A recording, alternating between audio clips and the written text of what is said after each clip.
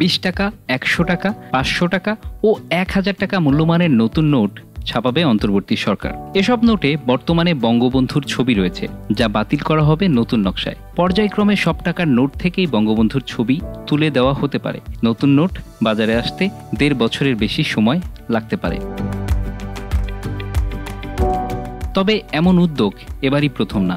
এর আগেও বিভিন্ন সরকার এ ধরনের উদ্যোগ নেয় এবং সমালোচিত হয়। বাংলাদেশের স্বাধীনতার পরে 1972 সালে প্রথমবারের মতো বাজারে 1, 5, 10 ও 100 টাকার নোট ছাড়া হয়। এসব নোটের প্রতিটিতেই শেখ মুজিবের ছবি ছিল। 75 পরবর্তী সরকার সেই নোট বাতিল করে নতুন নকশায় নোট বাজারে ছাড়ে।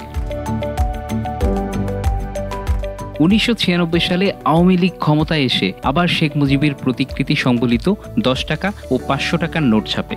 সরকারের নির্দেশনা অনুযায়ী এরপর থেকে সব কাগজে নোটেই বঙ্গবন্ধুর প্রতিকৃতি ছাপানোর রেওয়াজ শুরু করে বাংলাদেশ ব্যাংক।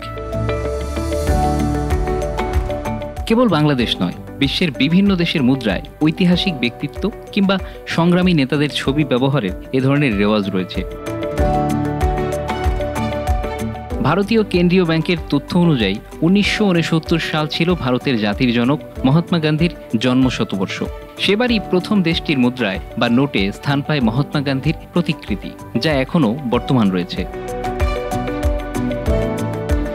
পাকিস্তানের নোট চিনতে হলে আগে চিনতে হয় পাকিস্তানের জাতির জনক মোহাম্মদ আলী জিন্নাহকে। মোহাম্মদ আলী জিন্নাহ ছাড়া পাকিস্তানি নোট যেন অচল। 1971 সালে বাংলাদেশ স্বাধীন হওয়ার আগ পর্যন্ত বাংলাদেশের মানুষেরাও মোহাম্মদ আলী জিন্নাহর প্রতিকৃতি সম্বলিত টাকা পকেটে রাখতেন। এমনকি নতুন নোট বাজারে না আসা পর্যন্ত জিন্নাহর ছবিওয়ালা টাকারই লেনদেন করতেন। সারা দুনিয়া যাকে হো চি মিন নামে চেনে, ভিয়েতনামে তিনি আঙ্কেল হো, কারণ সব ভিয়েতনামী তাকে পরিবারের বয়োজ্যেষ্ঠ সদস্য মনে করেন। ভিয়েতনামের স্বাধীনতা সংগ্রামের পুরোধা তিনি। মঙ্গোলিয়ান জাতির সর্বশ্রেষ্ঠ শাসক ছিলেন চেঙ্গিস খান, তাই তো দেশটির নোটে স্থান পেয়েছে তাদের মহান নেতার ছবি। তিনি ছিলেন মঙ্গোল সাম্রাজ্যের প্রতিষ্ঠাতা এবং প্রথম খান।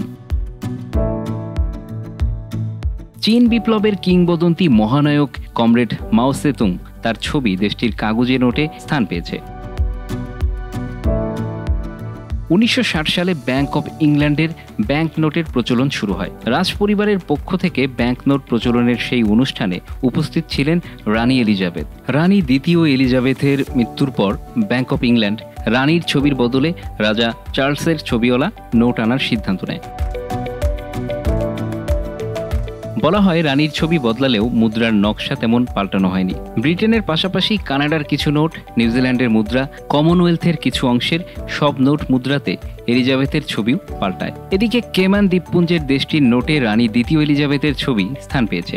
একইভাবে জিব্রাল্টার পাউন্ডেও রানী দ্বিতীয় এলিজাবেথের ছবি স্থান পেয়েছে। থাইল্যান্ডের নোটে স্থান পেয়েছে দেশটির রাজা ভার্জিল্যাঙ্কর্নের ছবি। প্রতিটি নোটের উল্টো দিকে থাইল্যান্ডের রাজত্বকারী রাজার ছবি দিয়ে সজ্জিত করা হয়েছে, যার সঙ্গে রাজকীয় সিলমোহরের মতো অনন্য চিহ্নও রয়েছে। বিপরীত দিকে থাইল্যান্ডের ইতিহাসের সঙ্গে যুক্ত বিভিন্ন চিত্রও রয়েছে। ইরানের নোটে স্থান পেয়েছে দেশটির ধর্মীয় প্রথম সর্বোচ্চ নেতা রুহুল্লাহ খমিনির ছবি। তিনি ছিলেন একজন ইরানি ইসলামী বিপ্লবী, রাজনীতিবিদ এবং ধর্মীয় নেতা। মৃত্যুর আগ পর্যন্ত ইরানের প্রথম সর্বোচ্চ নেতা হিসেবে তিনি দায়িত্ব পালন করেন।